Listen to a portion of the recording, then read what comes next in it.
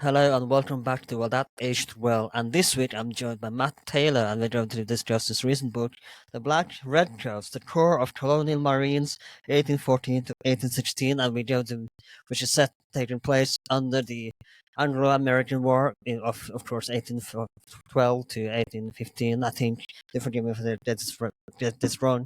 But of course, as always, we try to start. How did you? Because this is a bit of a niche topic within the topic. So, how did this book tell us little bit about how this book came about? All right. Well, it came about. It came about in a genuinely weird way, where it came about because the only other use of the term colonial marines you will ever come across is the colonial marines are the marines in the film Aliens. Hmm. So if you're ever watching Aliens, the United States Marines in that film are the United States colonial marines because they're marines who go to space colonies. One time I was chatting with some mates of mine, and I was having a chat online, and it was one of those chats with my lads where I was like, "Oh, what I need to do is I need to put a little animated sequence from Aliens in this conversation. You know, this is the exact right moment for it." And I quickly Googled up Colonial Marines and blah blah blah to find this GIF, and I came across, I think, a post by the American Battlefields Trust, which caught my eye because it it was about a site in North Florida, which is a battle site where African Americans fought back against the United States in order to resist re-enslavement. So, having escaped from slavery, they fought to prevent being recaptured. But the battle site, its commemoration is a British flag, a Union Jack, on a flagpole in the middle of this forest in Florida. And that caught my eye because the post made no real linkage between the presence of this British flag and this moment, despite that being the memorial to it. And that intrigued me, so I put that aside and went back to it later. And what I found the history of this unit, which only existed in the War of 1812, which was the Colonial Marines, part of the British Royal Marines. And the more I got into this subject, I don't know about yourself, but I'm a big history nerd. When you find a subject that intrigues you, you jump online, you find the book, you buy the book, right? And I go online, and there is no such book. Genuinely, there isn't. There's academic stuff here and there. There's a couple of books that touch upon parts of the story, usually quite localized American history books, but nothing that puts it all together. And that prompted me after a year or two of like writing little articles and amassing stuff to kind of realize, actually, no, there is a book in this, and this is to my mind, an incredible story that needs a book. Absolutely. Yeah, so I whacked it all together, and that was the project in itself. But the real moment of like the real kind of light bulb moment was as I was putting together all these disparate elements and stories together, I suddenly became aware that actually there's a central kind of new strategic thesis about the war here about what about the effect on the War of 1812 that formerly enslaved people had on how the war went and the way the war is remembered, the legacy of the war, and so on. And that was the moment where I was like, oh my god, this isn't just me putting together a load of cool stories. There's something in the analysis of the war that's missing, that's fulfilled by knowing about this unit and the wider impact of them. And that's what got me over the line, if you know what I mean. Like it's hard going writing a book, but when you suddenly think to yourself, oh my god, this is the people need to know. It pushes you forward. Hmm.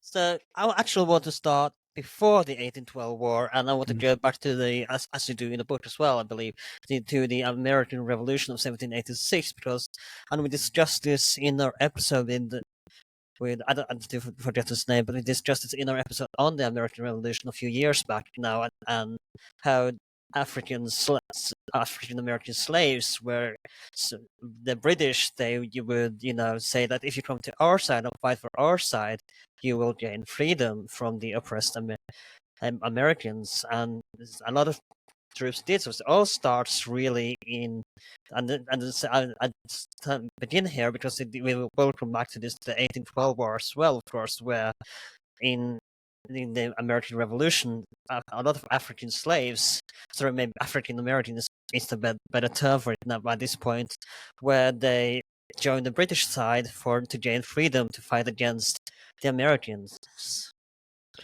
That's right. Yeah, and again, this is kind of an intriguing element in kind of what you might call Anglo American warfare. Mm, Warfare, because you can't avoid the great hypocrisy on the British side here, because the British Empire is still a slave-owning society, mm, with its own slave plantation colonies in the Caribbean and so on. And the United States, of course, during the Revolution, was a British colony that was also, at least in some areas, slave holding. But the willingness of British forces to free people from a position of bondage the British government was perfectly happy to have them in until it became militarily useful. I think it points to there's two arguments you can make. I mean, there's the first one, which is quite the simple cynical argument, which is when your opponents have a manpower that has no meaningful attachment to them, mm. and indeed has plenty of good reasons to be very angry at them, inciting those people against your opponents and arming them and offering them whatever they need to do that, and with enslaved people it's obviously freedom, is of course it's a perfectly legitimate tactical step, wherever the wider political hypocrisy of it in your wider society. The other argument, which I think is kind of more of a big kind of macro sociological argument, is in British imperial thought, although there was various attempts to kind of hammer what you might call a racial hierarchy onto the British imperial project worldwide. It was very bitty. So you might have a seemingly well-defined racial hierarchy in India or in parts of South Africa, but when under pressure, the British political system would always bend to take advantage to take the sting out of anything. Okay, so if you've got in the Caribbean, for example, like much later in history, African-derived people who'd originally came to the Caribbean as enslaved people became nominally identical legally to white British people in the home country, while simultaneously, say, Ugandans or Kenyans were regarded as lower down despite being of, broadly speaking, the same ethnicity. Is it the British imperial system? I think was always capable of saying, let's not lock ourselves in by slavish devotion to a particular worldview, if bending that worldview would gain us an advantage at this moment in time, or would take the sting out of a threat. So for example, if a particular community anywhere in the empire really pushes for more rights and can't be oppressed back to where it was, very often the British system grants limited, targeted liberties to that group, but only there. And before you know it, you've got a tapestry of differing legal levels all across the imperial system. And the treatment of African Americans in this way in particular is part of that. We've got a colony that's in rebellion in the case of the American colonies. So we need to get it back in order. Our manpower is stretched because of course there's lots of other imperial commitments, and we've got people we can reliably say will be happy to fight for us. So we'll offer them what they want, and that led to interesting longer term issues, like when the American Revolution ended and Britain lost that revolution. When freed African Americans were moved to Canada as part of the loyalist refugee wave, they were arriving in Canada alongside white loyal Americans who were bringing their still slaves with them to restart their plantation life next to these free black people. So the hypocrisy is very central to the story. But again, I think is ironically the British kind of system has always been able to absorb that. So let's go forward then to 1812 and a few decades later, and of course that's because at that point in time the Napoleonic Wars is of course still raging in Europe, and Britain is of course still busy with fighting Napoleon down there. So let's talk a little bit about why America thought it was a good the and this was part of Billy right why the Americans thought it was a good idea to get more territorial expansion by attacking Canada, because now, as the British is of course busy fighting Napoleon, they can't really send too many troops to protect the Canadian provinces. So let's talk a little bit about the start of the Anglo American War. Sure thing. Well, I mean, as you say, I mean, in 1812, if you were a foreign observer, in 1812, it looks like Britain is on the back foot. Napoleon is probably at his we might call his visual apex of power. He's completely in control of nearly all of mainland Europe. He's building an army of 500,000 men to invade Russia. He's probably going to win that. The whole feel of the situation is that he's on top and rampant, and the British Empire is still resisting globally, but everywhere it's stretched, and it does, and it might not. And the overall aim, of course, isn't just to contain Napoleon in Europe; it's to defeat him. So it looks like Britain's actually in quite a weak position in 1812. And that I think, as you say, that was the trigger for the Americans to attempt what I would say was in real terms just a genuine like desire for imperial expansion. But A bit dick move as well. yeah. But what's the word? Yeah, it's imperial expansion in kind of a classic kind of what's the word? Kind of imperial competition style, because the Americans want to expand in North America into Native American territory. They reckon they can do that because Native Americans are comparatively underdeveloped. But if there's a competing what you might call first world power, in this case the British Empire, on the scene, Native Americans can continually turn to them for support. And so cutting Britain out of North America then opens all of North America to a future of American expansion unfettered by European influence. And I think that was what the Americans were genuinely after. But as the Americans, though, that was kind of a frontier America wanted to expand. But what you might call old America at this point, so your New England, your Massachusetts, and places like that had been, they'd been there for 150, 200 years by now. They were long settled areas. They didn't feel that frontier push, and so in American political life, what you found was that simultaneously, because again, America's a democracy, and you have to appeal to the voters, which is in this area is We quite a want to small. feed the West push as well. Yeah, exactly. What's the word? But in order to feel the benefit of that, what the argument that was made by the American political class was, it's not just about territorial expansion.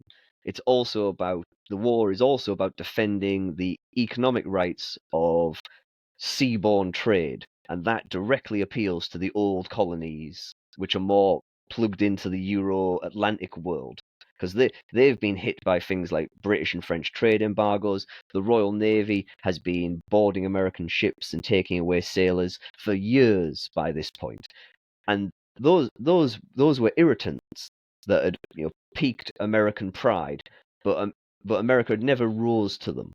But when it became apparent, the big flashpoint for me was the rise of Tecumseh, the Native American leader who had some British support, and he looked like he was going to forge a confederation of Native Americans Yeah. that would be if not necessarily a peer competitor to the United States, but would be at minimum, a massive speed bump to American expansion, and potentially a force that could constrain it. The presence of Had you succeeded, do you think we could have seen actual Native American states? I mean, we had the Comanches in down south, but still, do you think they would have been taken down eventually? Or do you think we could actually have seen a different United States today, say, had there been a Native American states that had succeeded in this? Yeah, I say that I genuinely think yes. Tecumseh and his confederacy in the what is now largely the Great Lakes region, they were one of these kind of great divergence points in history. If Tecumseh had lived to see the end of the War of 1812, I don't think the peace treaty that ended the War of 1812, quite famously kind of cut Native Americans out of the deal. If Tecumseh had still been alive as the paramount chief of this this confederacy, which had provided tons of military support to the British, he'd have been at the table, I think. And that could have led to. I mean, again, it's hard to imagine. It's hard to imagine the Native Americans leaping straight to kind of European nation state style. But I could very easily imagine something equivalent to an Indian princely state, so a British aligned statelet where you've got where you've got, say, essentially it's a British administration, under the curtain. I could very easily imagine Tecumseh's Confederation turning into something like that. That if he himself had lived, and the fear of that possibility definitely drove the Americans hard in trying to drive a wedge between us and the Native Americans. And I said partially to do this, they contrive all these different reasons: fear of Native Americans, attacks on American trade. They turn this all into the British Empire hasn't let us become really independent. We won the War of Independence, but they're trying to strangle us in our cradle. They're still trying to hold us down. So we need to hit them back, and they decided to hit us back by attacking Canada. And again, there's lots of debates about what was the actual strategic plan. Was it just to attack and negotiate better terms between us and America? Was it to attack and absorb into North America, into the United States? All that's very unclear, partially because I think this was kind of a political project, not necessarily kind of a national destiny project. So as things developed, the American political system probably would have responded to get the best out of it for the United States. But when the United States attacked Canada, Canada was very weakly defended because, as I say, Britain's involved in this global conflict. And more or less by luck alone, I think, really, the American military was so unprepared for like an expeditionary war against a foreign land that they'd made very little headway, and that allowed British forces and Native Americans to score some good victories and essentially lead almost immediately to a stalemate. And the joke here is that it's commonly recognized that in American political life, it felt like, oh, we've launched a war to get some quick wins, get some quick land grabs, get some quick concessions out of the Brits, and it's all went wrong on day one. Almost sounds like a certain war 100 years later. Yeah. Oddly enough, yeah. But of course, now you're committed. You're committed to war, and you can't. And this again, there's an interesting kind of democratic pressure here, because it's not a royal or aristocratic state. It's difficult for the American political class, who are democratic within the limits of the time. It's difficult for them to throw their hands up and say this was all a big mistake. Let's stop. Because they have to answer to the voters. And again, of course, this would be repeated throughout history in the United States as well. Yeah, that's right. You feel the domestic political pressure has so much. It's a much bigger lever on American decision making that when, of course, talking about the far future, we'll know that when you're fighting the United States in the 20th century, it becomes a commonality that what you're actually doing is you're fighting the United States in the battlefield, but you're literally also fighting the hearts and minds of the American public. But you have to outlive their capacity to support fighting. That's how you win against the United States. So let's go to the recruitment of African American slaves and how they get the idea that maybe we should retry the tactics that we used in the American Revolution and try to recruit some slaves, see if there is still interest for that. If you get your freedom, you get your freedom in exchange for fighting for us. So let's talk about how the recruitment process there went. Well, intriguingly, the British, after the front in Canada stabilized into, broadly speaking, a stalemate, the British government kind of cast around trying to think of what to do, because this is the last thing the British Empire needs, is another front in this global war. So they put together an expeditionary force from the Royal Navy and send it into the Chesapeake Bay, which is a region, the bay in the United States where like Virginia and Maryland may look out. So kind of the cultural heartland of the American Revolution in many ways. It's Washington and Jefferson's place and all this kind of stuff. But the plan is to just do a punitive campaign, send a fleet in, attack the coasts, burn things, set fire to stuff, and kind of bring home to the American heartland the horrors of war, again in the hope of forcing a political change. There's no plan to steal territory back or gain ground. It's all about bringing a pressure. But in the British plan, enslaved people don't feature at all.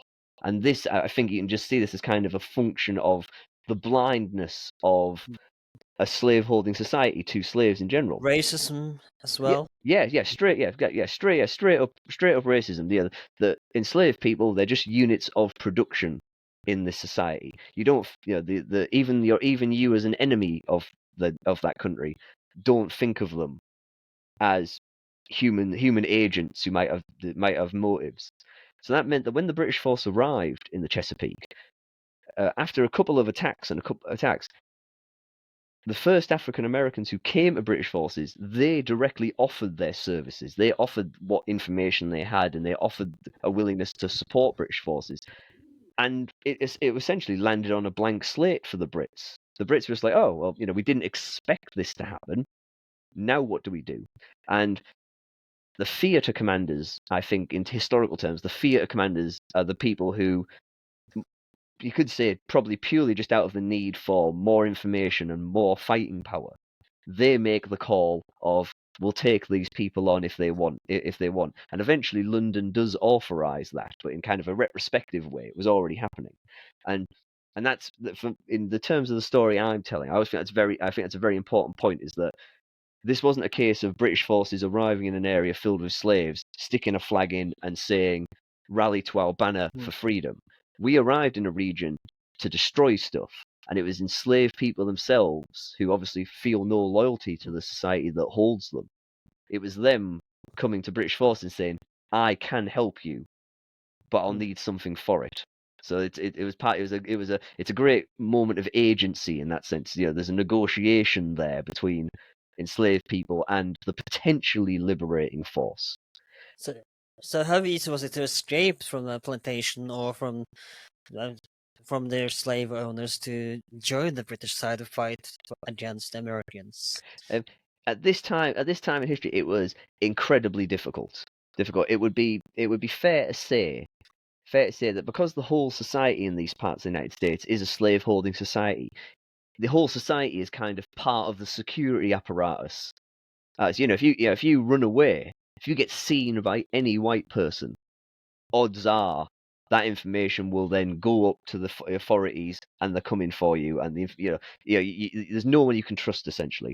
An aspect of this, which is interesting in terms of how the war actually played out, is in this region, the United States, the United States really doesn't have a fully kind of grown up national military yet. It's got a very small constabulary army, like holding the borders. It doesn't really have an army big enough for internal work.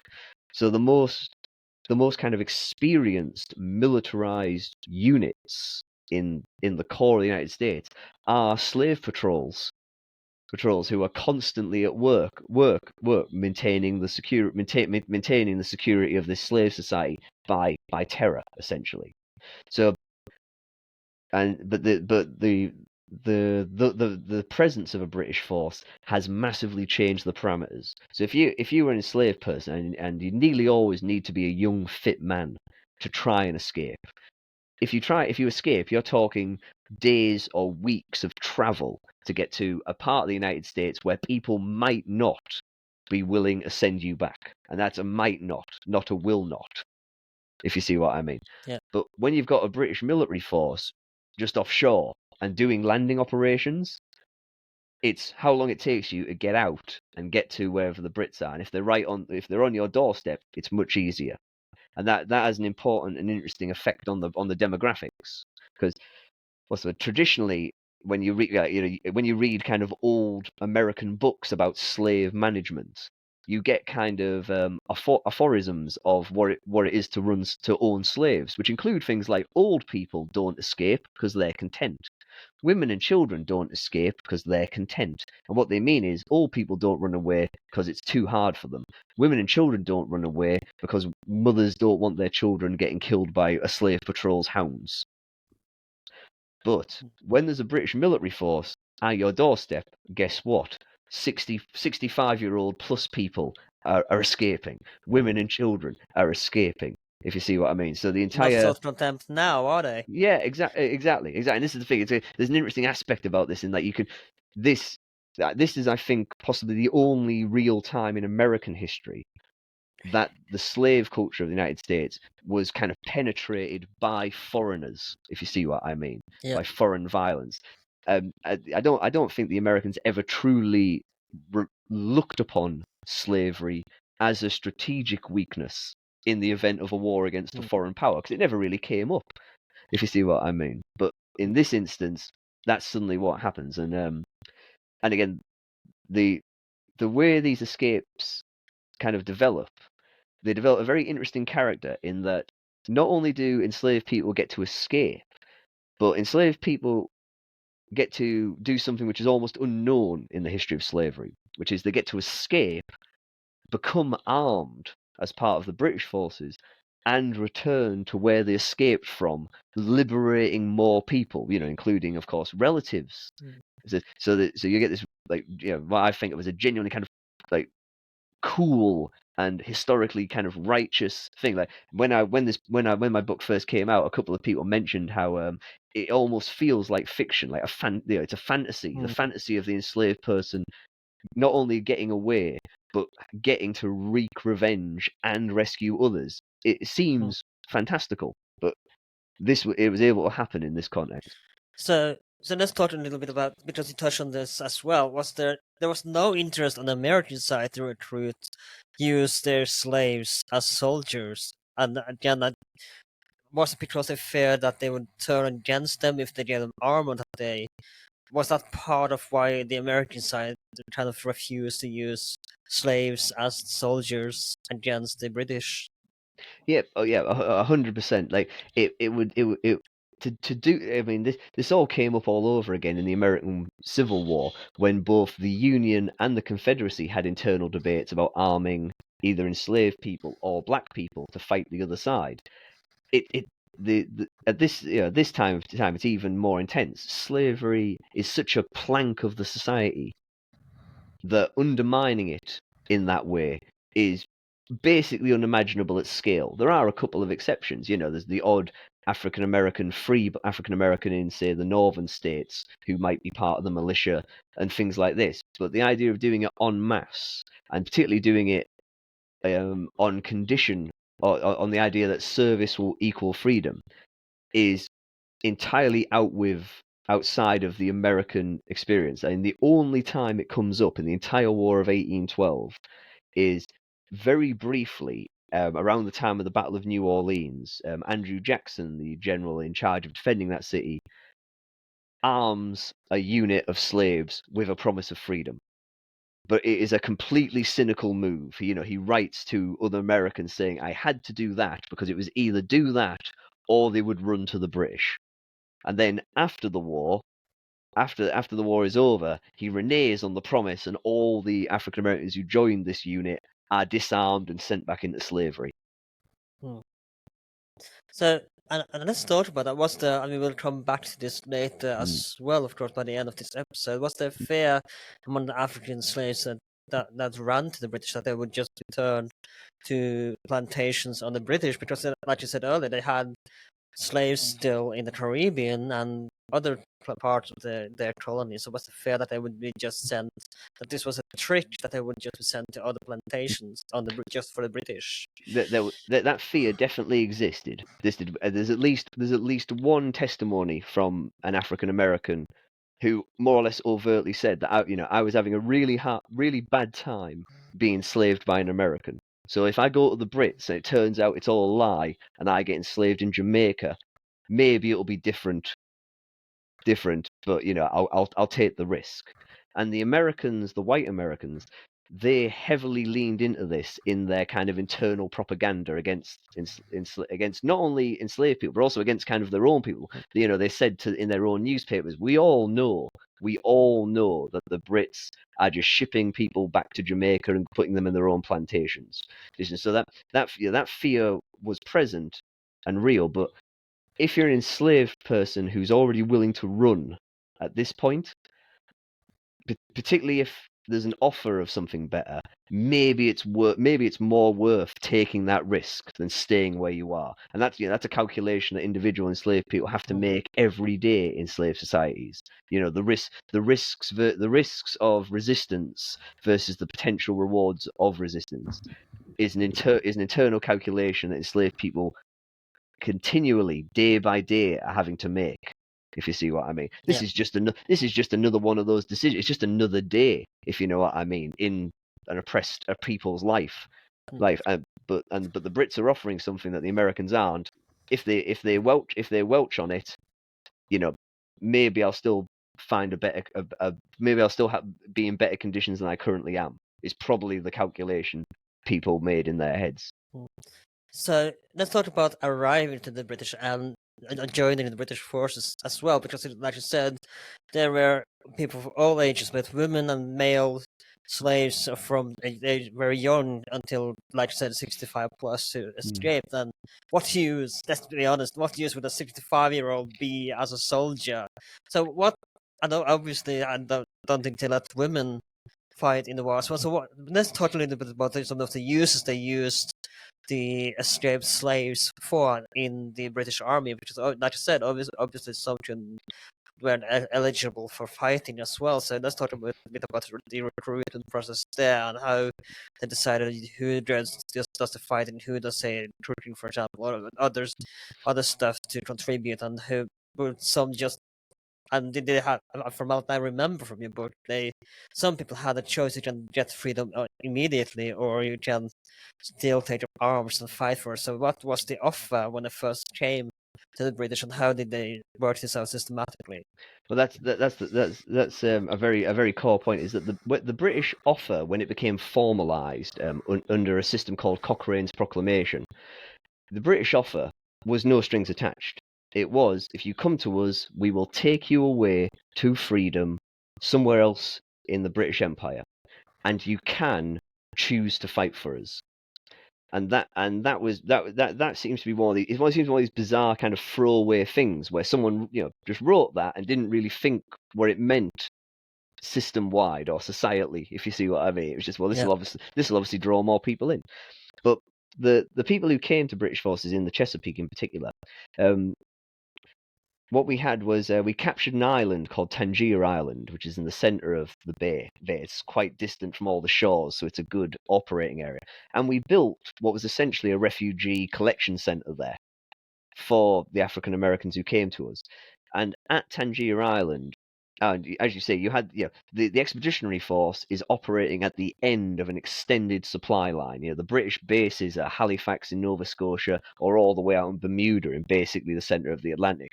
We're very much at the end of Britain's operational reach. So the formerly enslaved civilians who didn't want to do military service, there was certainly labouring, building up a British fortification on Tangier Island. There was secondary support of the British force, and there's plenty of indications that lots of women built and worked laundries, all this kind of thing. So kind of standard kind of camp follower support to the British force was filled by a lot of these black refugees.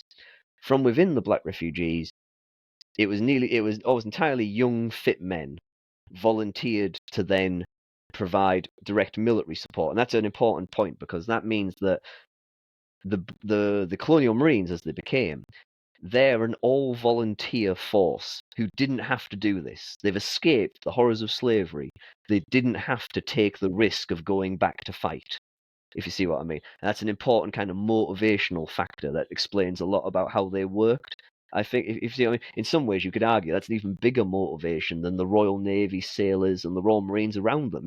This was still very much the era where, if you got done for a minor crime in England, into the army or navy rather than go to jail. So the idea of then having this all volunteer, highly motivated group of young men is very different. The other kind of aspect of it, as you say, is that a lot of the black refugees, for lack of a better word, didn't do anything to directly support British forces. They came, to the British forces because we'd offered freedom. And by coming, of course, they're denuding the Americans of economic power, and also everyone who escapes kind of damages American security in a psychological way, because Americans are waking up and their slaves are gone. What if they come back with guns? But Which some of them did. which they often did, exactly. See what I mean? So everyone who goes away increases the fear factor. But there was also, to actually complete for, there was also a lot of granular intelligence. So there's very clearly moments where the Brits are planning to do something, and they go through the black refugees saying, "Do you know anything about this area? Do you know these people?" And very often you find like genuinely hard granular intelligence. Like I can talk at length about at least one small combat where Please do. yeah, in this particular one, so it's yeah, speaking kind of at a distance of history, it actually has some quite fun comedic elements. Under flag of truce, an American officer came to a British ship as part of like a delegation to talk about various things. But during that flag of truce, this particular American officer, he lost his temper with a British officer and said to the British officer's face, "You're pretty good at sneaking around, setting fire to farmhouses, but if you ever came at me and my guys, we'd mess you up. We'd blow you to hell." Yeah. Which must have been very intense under the white flag of peace, if you know what I mean. And the British officer, who was a guy called Lieutenant Scott, who wrote a really great memoir years later when he was an admiral. He wrote his entire career. He rose to that challenge. He got permission from his CO to put together a force to go and attack this guy. The American ran a little like fortification guarding a river. I said, "Well, let's go and have a go at him then, to see if he's as tough as he said." And while planning that operation, they found they couldn't recon it very well because the fortification was well sighted, and if you attempted to get close to have a look at it, you came under fire. So Lieutenant Scott went to the black refugees, and amongst the black refugees, a man pops up who was enslaved by the American commander and has since escaped. And he says, "Oh, I know everything. I know everything about that place." And that allows the British force to launch a night attack, like an amphibious night attack in the 1810s. That's a hell of a thing.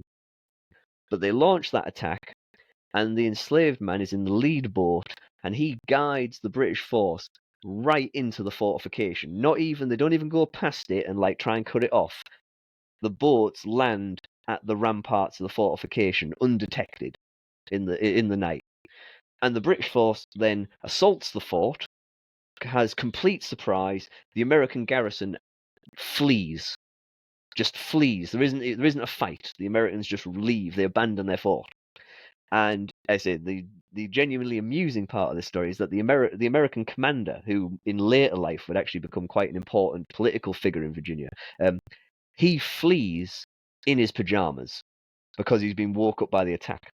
And the British force take his hat and his sword and his coat from his bedroom, and his coat is given by Lieutenant Scott as a gift to one of the Colonial Marines, one of the formerly enslaved people, which he found out later via another flag of truce had incredibly angered the American, that his personal property was now in the possession of black people. And Lieutenant Scott does like a good kind of laconic joke in his book about how, you'd think he'd be angry that I took his fort out from under him, but he was much more angry about losing his coat to a black man, if you see what I mean. But again, that like level of granular intelligence is unbelievably useful to an expeditionary force, which also, of course, has to maintain itself. So if you need to know where the food and stuff is, these guys know. They're the ones who actually look after the place, if you see what I mean.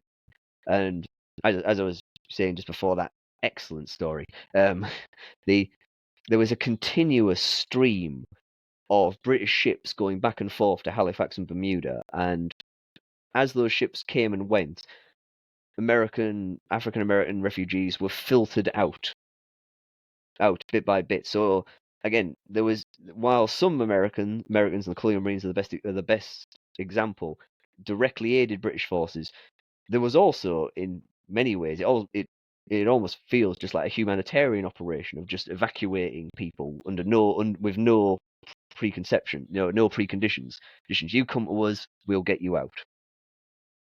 So, next I want to talk about is that, of course, we kind of talked about this a little bit already, I think, but I want to talk a little bit more. But because among the white population, of course, there was genuine fear that what will the black men do to their women? Will they do the same as the slave owners had done to their black women? Will they? And there was a genuine fear among the white people that they would take their revenge on both of the women and of course these be brutal savages. But as you write in the book as well, that would not be the truth at all. They were actually quite gentle when they came into the villages and plantations. So let's talk a little bit about the common conception that the white people had against the black Marines and the actual truth that how they were quite the opposite of what they actually thought that they were. Indeed, I mean, this is what again a kind of really intriguing part of the story is that slave societies in general justify themselves by saying that the enslaved people must be in some way inferior to those who are enslaving them, and in not only American slavery but British slavery as well, that rested on the idea that black people were somehow savage compared to white people. And in the American context as well, you can also see this same kind of framing when they talk about Native Americans. Native Americans, the Indians, are the savages in the same and they're given the same kind of attributes.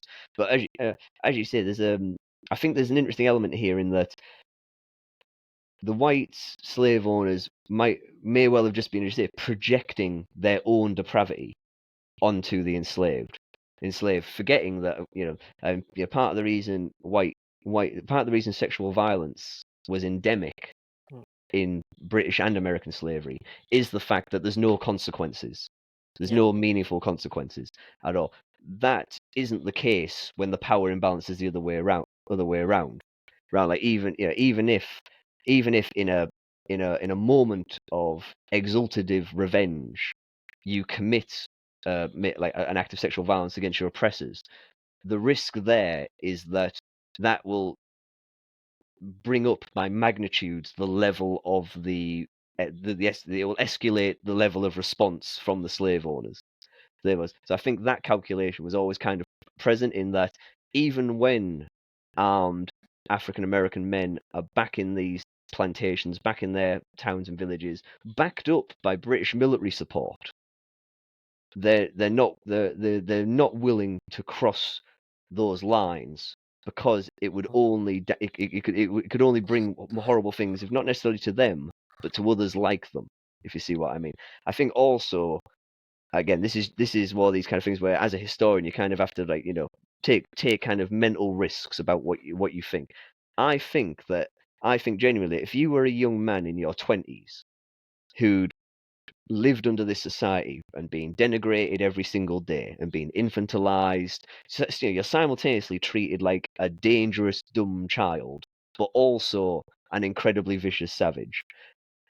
Living through that for years, to then be in the position of standing across from your former oppressor as a soldier, as a man, there would be a positive pressure on you to be like, actually, I'm on your level. I'm not a savage monster. I can be, I can be like, I can be, for lack of a better word, humane and civilized, even when I have the whip hand over you. If you see what I mean. Mm. And again, there's literally none. Like when in a war where American newspapers were very willing to say, "Oh, this horrible savage act happened. This rape or this murder." Blah, blah, blah, blah. There's literally no evidence anywhere, provably, of any kind of what you might think of as justified violent revenge or even unjustified violent revenge against slave owners beyond the destruction of their property and the removal of further enslaved people. And again, in my opinion, I think I'm genuinely of the belief that it's simultaneously partially the presence of British forces putting limits on behaviour, but it's also that if you're a formerly enslaved person in that position of power, it's another way of demonstrating to the enslavers that you're not what they've treated you as. I could do all these horrible things right now because I've got the gun, but I won't because I'm not what you are. If you see what I mean. There was no Django moment like in the movie when he come back to his former slave over there. No. So again, I mean, there was definitely moments where it came very close to what you call Django moments, where slave owners were confronted face to face by former slaves, and threats were made. People were held at gunpoint. But I can't find. There's no evidence of it. There's no evidence of someone taking the opportunity, unless it was in legitimate combat. If you see what I mean. And again, I think it speaks certainly to the It speaks imposition. volumes. Yeah, exactly. It speaks to you can argue, oh, it's the imposition of British military discipline, but I don't think it's just that. I think it is the desire to look a person in the eye and say, "Man, I'm not the savage you say I am." When I've got the power, I operate differently. So how were the Black Marines treated by them? Because we talked earlier about racist views both on the British and the American side. So how were the Black Marines treated by when they were in British service as colonial troops? Well, there's a couple of interesting elements to it. Like the first point is that they were segregated in the sense that the Colonial Marines were companies separate from the Royal Marine companies, but still integrated within the wider command structure. And in terms of like naval life, shipboard life, that kind of hard line segregation you could maybe do on land doesn't work, if you know what I mean. So the personal and intimate time connections are always present. While the Royal Navy as a whole isn't a segregated force at all, it can't be. A sailor's a sailor from wherever in the world they are. You've got to put them where they're most useful. Um, while the Colonial Marines didn't always had white commissioned officers, and there's certainly a cap there. There's certainly a racist cap there. You can't move into the ranks of You can't lieutenant become a and captain. general. Yeah, yeah, exactly. But within the unit themselves, the corporals and the sergeants, the non-commissioned officers, who in many ways are the real powerhouses of military units, the real motivators of them, they're African Americans. So there's a so the Brits are pushing and pulling. There's definitely what in British history would have been called a colour bar, a line at which a non-white person can't pass above. But beneath that, it's not. There's no divide. And when I'm looking at all the British reports, I mean, it's very. I found, I think, a grand total of one kind of in what I thought of as just a straight up what I expected to read type of the era's racism, where one British commander, a captain in the Royal Navy, he wrote a letter back to, I think, his mother in England, and he mentions in the middle of that, I'm sick and tired of the black refugees because they're lazy and ungrateful and they won't do anything. But that's him kind of projecting a racist view, forgetting that his own commander in chief had made an offer to those people that didn't have any conditions on it. They didn't have to work. They didn't have to do anything. They're not being lazy and ungrateful. They've been told they don't have to do anything unless they want to do anything, if you see what I mean. While at another level, I found one British commander who, a guy called Admiral Coburn, who's quite important in the story. He wrote in a letter that he'd had his views changed. He wrote, when we started recruiting African Americans, I thought this is a terrible idea. That black people, that race, are somehow like naturally not good at being soldiers. But having now had the Colonial Marines and seen them in action and worked alongside them, I've changed my opinion, if you see what I mean. So again, there's an interesting kind of argument here that I've made a few times, where I think in a little way, kind of this campaign was kind of its own little bubble, where the wider societal stuff, which might have imposed kind of more hard racial hierarchy stuff, didn't have a chance to get in because the campaign's a relatively minor sideshow campaign So it's not getting all the attention from higher up that it might get. So the theatre commanders and the officers on the ground building this kind of integrated force, they're not getting any pressure from above to, oh, remember that might cause problems down the line with our own slave population. They're not being pressured in any way by that. So, and another thing that I find fascinating, maybe not fascinating, but interesting, I guess, is that they wanted to get paid as well, and they were paid. They just they escaped slavery, and they went on the work for nothing. When they were free, they wanted to get paid and actually paid for the work, and like what they were when they were slave, and they were paid as well. Yeah, indeed. I mean, again, that's another kind of good example of, again, it's almost, the British forces are just kind of following their normal rules. When you recruit a guy, he goes on the pay, if you know what I mean. Yeah. So you just continue that with these formerly enslaved people. But for the formerly enslaved people, being paid for your labor is totemic. That is a hard difference between the life you just had and escaped from and the life you now had.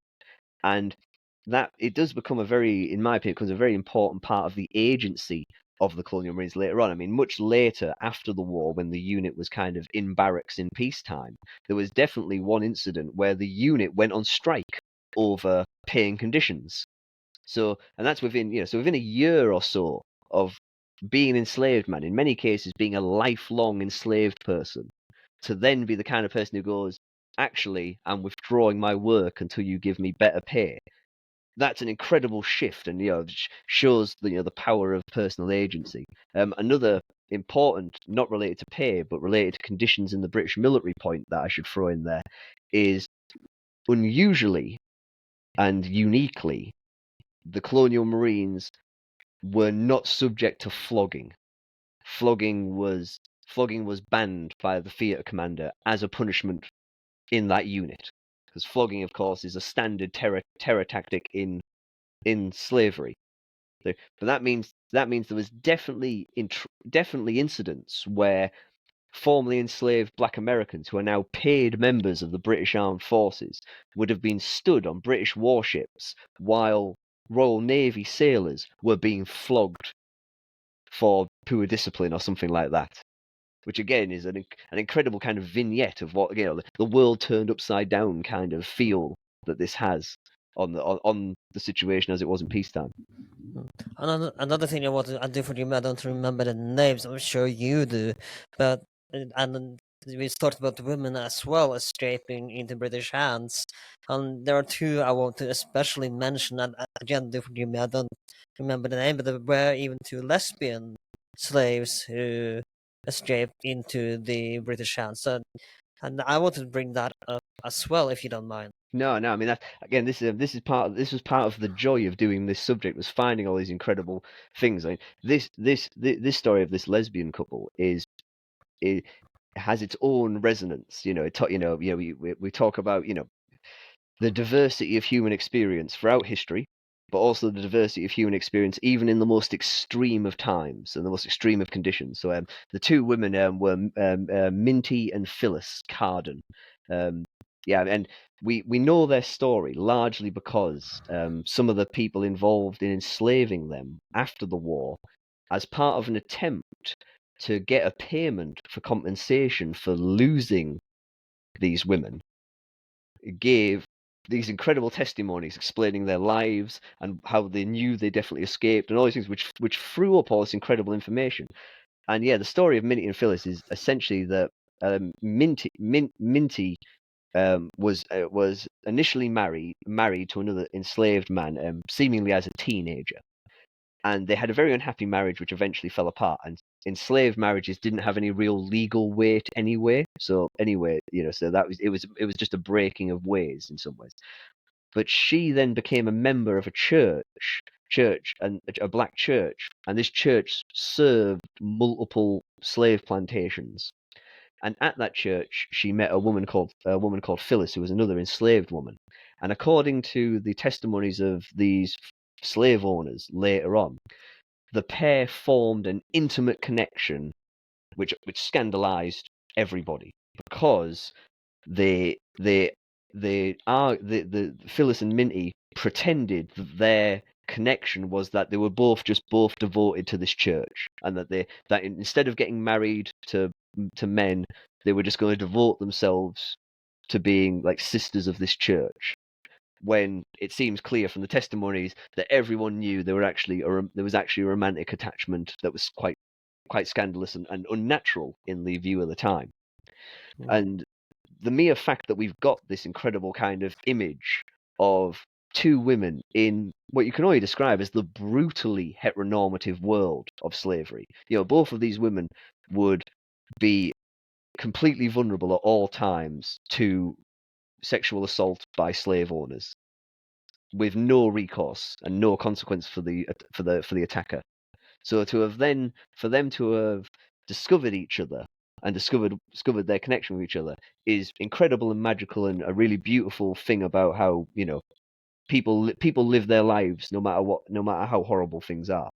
But then the couple escaped together to British forces, and in British hands, and this is one of these interesting kind of intriguing giveaways about the nature of the relationship. In British hands, they went by the same surname, so they were like Phyllis and Minty Caden, which was Phyllis's surname originally, like a married couple, and which is again quite charming and interesting. And in British They eyes, didn't think they were sisters or something. that's a good question. In British eyes, it's unclear. In British eyes, it's unclear. They might just have, there's no reason why the British, I think, would have interrogated this fact at all, if you see what I mean. So I suspect that was probably just the case. The approach that it's a pair from the same family, and that couple, at least one of them, and from that I can assume that the pair of them ended up working on Tangier Island as laundresses, working on the laundry of the British fleet until they were eventually. In my opinion, there's a bit of like argument about the paperwork and stuff here, but I think it's fairly unequivocal that the pair of them were eventually taken to Halifax and became free together in Halifax in Nova Scotia. And I think I didn't have the time or resources to dig into this further, but there's somewhere in Canada right now there is a historian who needs a job, and I'm saying to them, find out what happened to Phyllis and Minty. Please do that. I'll have you on the podcast if you listen to this. Yeah, it's like you No, get out there and find out what happened to the rest of their lives, because it's an incredible snapshot of a style, an orientation, a lifestyle that's always existed in human history, but it's so unevidenced because it nearly always has to be so clandestine throughout human history. So to have it in this circumstance, in the middle of a war, in the middle of chattel slavery, is magical. so I want to know before we go to round up soon, but should the British have won the Anglo American War if it hadn't been for colonial troops? In my opinion, the Anglo American War ended, in my opinion, a British victory, but it was very much a kind of it was a very kind of like almost a draw, because the British weren't out to take over America or destroy America. They were just out to what I would say put America back in the box. They need to defeat the Americans, protect Canada. Keep to your western frontiers, Yeah, exactly. Yeah, exactly. Yeah, go away, if you see what I mean. And in my opinion, the British did succeed in that, because the war of 1812 suddenly ended with the Americans concluding a peace treaty where basically everything went back to how it was before the war. Well, that was the line. We're just going back to the situation beforehand. They're not demanding anything, and we're not giving anything, if you see what I mean. And I think genuinely, and this is kind of the big strategic point that I think my book brings to the table here, is that the arming of enslaved African Americans by British forces is a forgotten factor that powered the Americans to be like, we need to make peace now, before British influence on the enslaved population turns into a nightmare general uprising that could destroy half the country. Were they crucial, would you say, to the British effort against the Americans? In the theaters they fought, which is broadly speaking Chesapeake, Georgia, and a bit in Florida, yes. The big one for this is the British British attack on America in British history, we largely only remember it because we burnt down Washington D.C. Ha ha! If you see what I mean, that's kind of how But Britain Washington, treated it. like you say in the book, Washington wasn't that important at the time. It wouldn't No, have no, advantages. It would be now later. being a half constructed capital city, but the example of Washington is that British forces could land on American soil and march 30 miles inland to burn a city. And the only way British forces could land on American soil, march 30 miles inland without getting constantly sniped at, without getting constant like partisan warfare, is because the Americans were paralyzed by fear of a slave uprising. No one was willing to go out and fight the British military in the field because they're too afraid to leave home because slaves might rise up in their absence. And that, I think, is the crucial strategic factor that is missing from a lot of analysis of the war. Why, the Americans, when the Americans talk about the War of 1812, they remember it as surviving an existential threat. But what was the existential threat? Because Britain didn't want America back. So what was going to destroy America? And in I my mean, I don't opinion, blame them. Can't blame them. To be fair. yeah, exactly. This is the thing. This is one of these classic things. As history, as narrative moves forward, you remember the exultation, you remember the emotion, but you don't necessarily remember the things that made you feel it, particularly where it's quite dark, like the fear of a slave uprising. But that's my core argument, is that the Americans were looking down the barrel of large scale slave uprisings supported by British arms and equipment. And so they made peace. They made peace before that could happen, and that You couldn't think have it would have happened. happened had the war continued? Again, we move into the historical world of counterfactuals, but I genuinely think yes, if only because in December 1814 and January 1815, as the war came to an end, British forces with the Colonial Marines were massed off the coast of the state of Georgia. The state of Georgia was 45% enslaved, and the coast of Georgia, because of its agricultural makeup, was 75% enslaved people. And the British Army that we started putting together off the coast of Georgia, we occupied an island like we did in Virginia.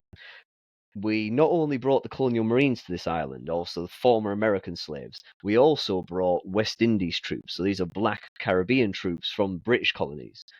And that meant that the army we were building to invade part of America with 75% of the population black was, by a little bit, majority black. And in that scenario, an army of that composition advancing into an area with that demographic, I don't think the kind of widespread uprising that the Americans were afraid of could have been prevented, if you see what I mean. So I think the Americans dodged that bullet maybe by a month or two by making peace when they did. So let's talk about the destiny of some of these Black Marines, as you do by the end of the book as well. I mean, this justice later that there were this justice earlier, where there were some who fell going back into slavery, and sadly, some of them indeed did end up going back into slavery again. So let's talk a little bit about how that happened and how some would escape to Canada, and even I do forgive me before I go into this. Calling me out. This was the name of the fort. Some ended up in the fort called Fort Negro as well.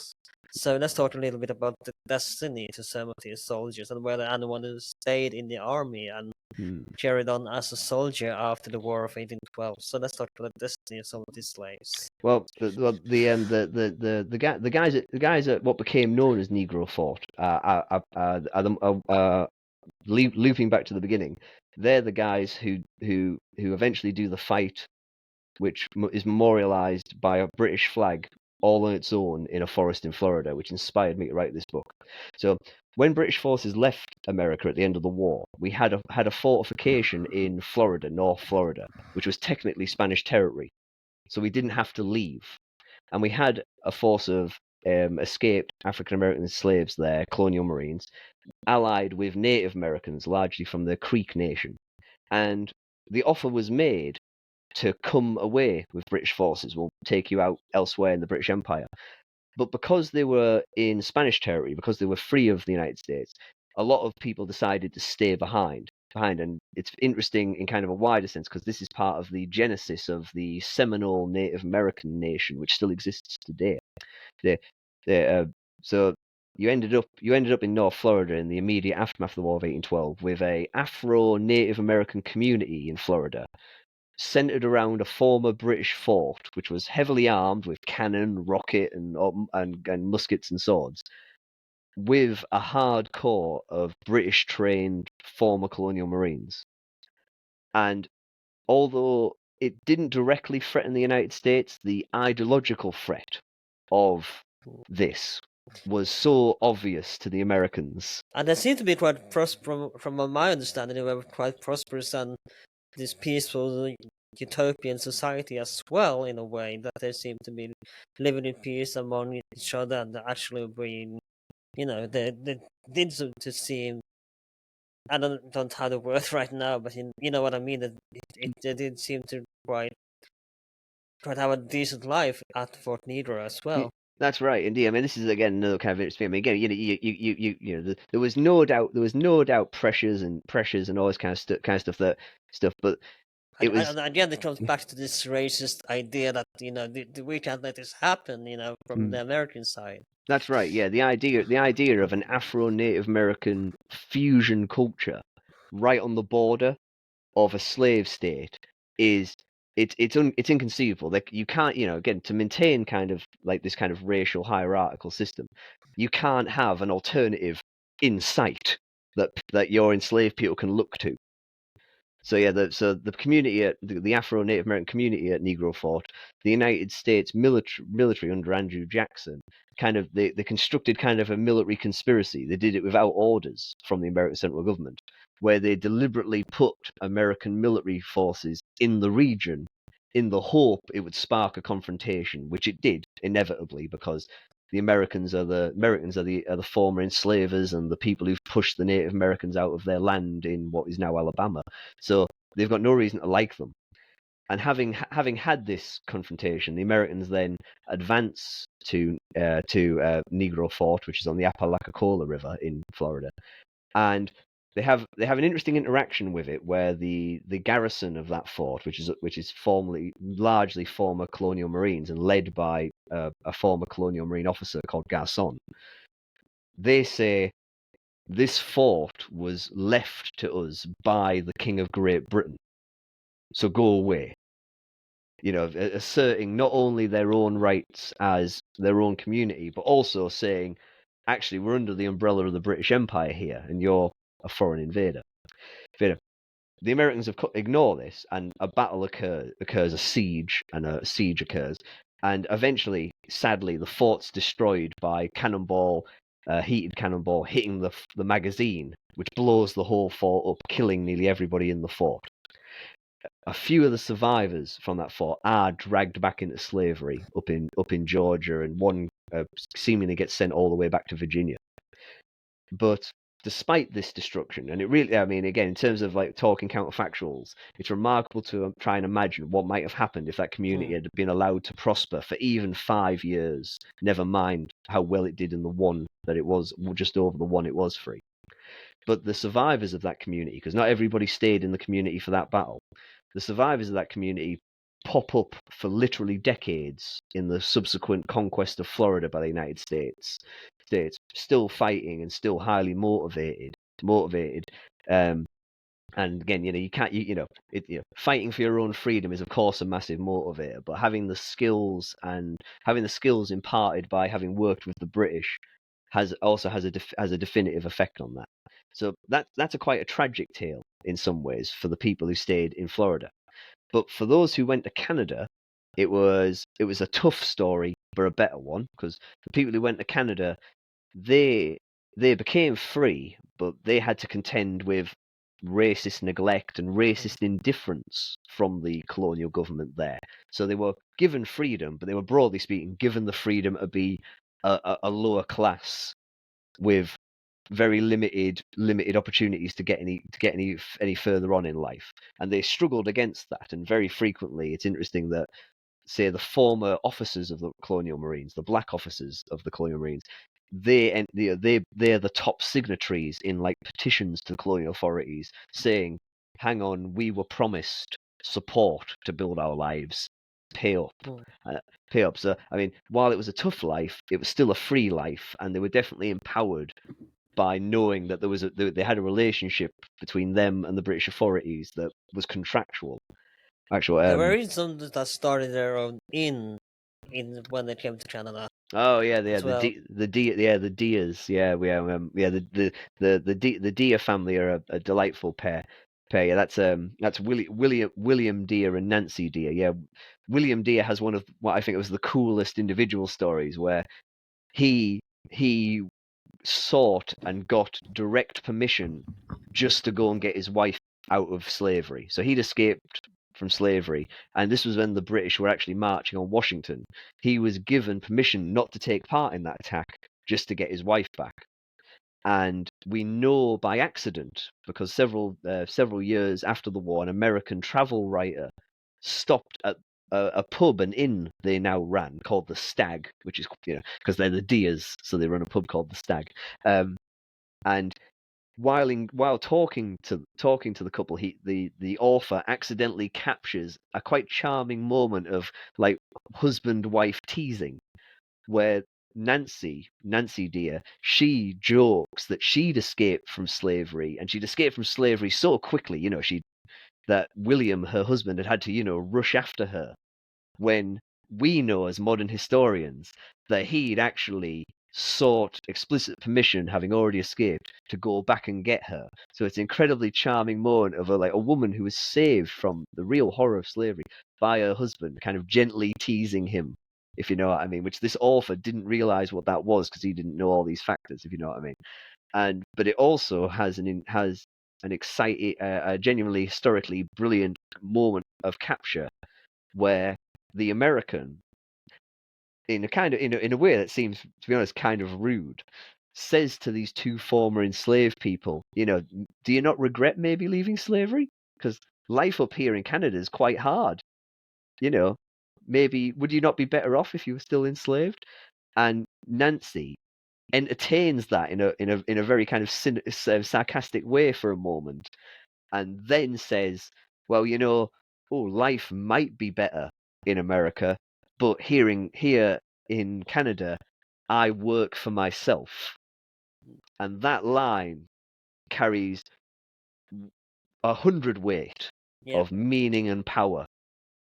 And that particular line, "I work for myself," I think, again, looking at all these things put together, it became something that, particularly in Nova Scotia in Canada, was something the black refugee community hung on to. So there's also there's at least one other direct quote from an entirely different incident where a British man asks, it's a guy who's like picking up trash off the roadside.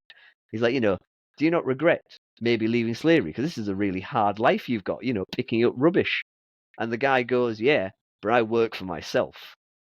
And I get the feeling that no matter how hard things got in the black community that built itself in Nova Scotia, they looked each other in the eye and said, "This is us doing this for us," and that's what you need. And that again, that's to say, we have a tragic story in Florida, we have a hard story in Canada, but then we have what I think is the most genuinely uplifting and in many ways quite delightful story, which is that the Colonial Marines who remained Colonial Marines after the end of the war, they were moved to Bermuda and they were kept there as a military force for a while. That's during the period when they went on strike for better paying conditions. But when it became apparent that they weren't going to be used for another military purpose, like we weren't going to go back to war with America, so we don't need an American force to go back in. They were demobilized as one group, and they were all disbanded to southern Trinidad. And if you go to southern Trinidad today, you can look at it on a map. You find Moruga on the south coast of Trinidad Island. You go north a bit from Moruga, there's a bunch of villages called Third Company, Fourth Company, and so on. And those are the land grants given to the Colonial Marines by the company they were organized in as free farmers. And in that region of Trinidad today, this community still exists and still lives on as a recognized ethnic group on Trinidad called the Americans, the Americans. And that community is still very much there, very homogenous and insular in some ways. And the pride they hold in that they're a people, an African-derived people who were dragged into the transatlantic slave world, but they fought for and gained their independence in their own terms almost entirely. The pride they have in that is incredible and genuinely moving Have and you been beautiful. there?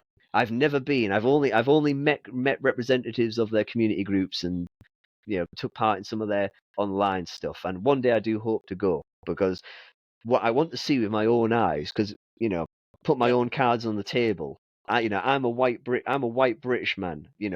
I have to live with the legacy of our empire, which is not good Mm. throughout most of history. But every now and again, there's moments where you can feel an unalloyed pride, a national pride. I think you found my next vacation spot there. Yeah, exactly. I say I want to go. I want to go because every year in Trinidad you have African Emancipation Day, which celebrates the end of British slavery. But the American community takes part in that celebration, and they take part in it by flying flags, pointing out that they became free earlier because they fought for it themselves, and they dress their kids up in little red coats. The red coat, which is to so much of the world, the red coat is a symbol of imperial aggression and imperial control. But in this little part of Trinidad, the red coat is the thing that transferred you from a state of slavery to a state of freedom. And that's incredible and beautiful. And I say appeals to a sentimental Yeah. Britishness, and I want to see it. Oh, I miss 100%, 100%. I think we didn't round it up. There is a perfect time to Hmm. end this episode, of course. Before you go, again, I should say thank you for sending the book to me. I most enjoyed reading it. Where can people find your book, The Black Redcoats, The Corps of Colonial Marines, 1814 to 1816? And do you have anything else you want me to share? Anything you're working on right now that you want to share, or links you want to share in the description? Where can people find you on social media? And of course, where can people buy your book? Which you absolutely should if you want to read more about the British, but not just the British Empire, but also the British colonial troops in in this unique little piece of history. So where can people buy your book? And do I you want have social media as well you want to share? Well, I say you say you can easily find the book on Amazon. You can also get it directly from my publishers, who are Pen and Sword in Europe or Casemate in the United States. So it is, yeah, I'm active on Twitter and Blue Sky. I'll get Erland to put the links in the description. You're very welcome to follow. And the only thing I'm working on right now is continuing to push this story out there. If I'm not doing things like this, which I love doing, I'm also talking to audiences. I'm always willing to talk to any audience about this subject, and yeah, it feels very much like I'm the holder of a particular special historical story, and I need to get it out there. I'm just continually pushed by this desire to do it. The And only other just like you said in the beginning, there is no other work out there on this topic, especially this topic out there. No, that's right. There's no other. Genuinely, again, it sounds really full of myself to say, but this is the only all-in-one book. I would make a special shout out to one further book, which is a book called The Fort at Prospect Bluff, which is by my friend Dale Cox, who I became friends with having done my book, and he did a very good locally focused history on the Florida story, which is brilliant in its own right. And my book and his book together are genuinely, in my opinion, a fantastic kind of eye-opening bit. If the line I often joke about is, we've all got Napoleonic fan uncles and dads in our life Mm. who think they know everything about the Napoleonic Wars. They don't know about this, so get them this book. Mm. Thank you so much again for coming. It's been a great pleasure. Thank you for sending me the book. I really enjoyed reading it. I hope you will too. We only touched the tip of the iceberg, of course, as always. So make sure to check out the book if you want to learn more. This has been With That Aged Well. We are available on Twitter and Blue Sky under With That Aged Well. Also on Instagram, With That Aged Well. You can find us on Spotify, Apple Podcasts, YouTube, wherever you can find podcasts these days. If you are on Spotify, consider giving us 5 stars. I'm sorry, it doesn't motorbike in the background. But if you're Apple Podcasts, you can please write a review. I'd love to read reviews of the podcast. If you are on YouTube, leave a comment and like, share, and subscribe. My name is Alan. This has been With That Aged Well, and I'll see you next time.